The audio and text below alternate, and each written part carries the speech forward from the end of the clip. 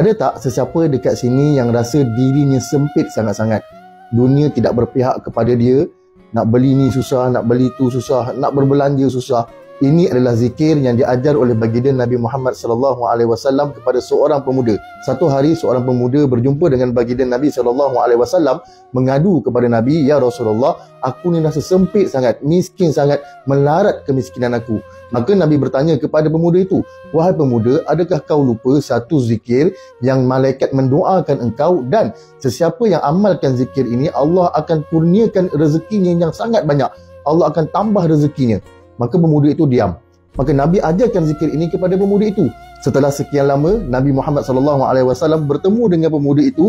Pemuda itu datang berjumpa dengan Nabi, mengadu dekat Nabi dengan keadaan yang gembira. "Ya Rasulullah, setelah aku amalkan zikir yang kau ajarkan kepada aku, Alhamdulillah, dunia datang melutut dekat aku, sehingga kan rezeki aku ni Allah kurniakan sangat banyak, sampai tak tahu aku nak letak dekat mana."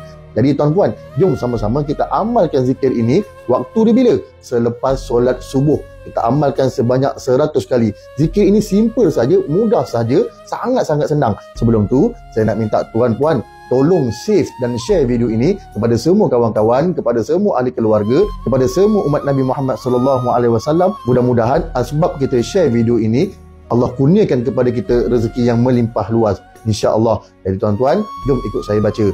Bismillahirrahmanirrahim. Subhanallah wa bihamdih, subhanallahil azim, astaghfirullahal azim wa atubu ilaih.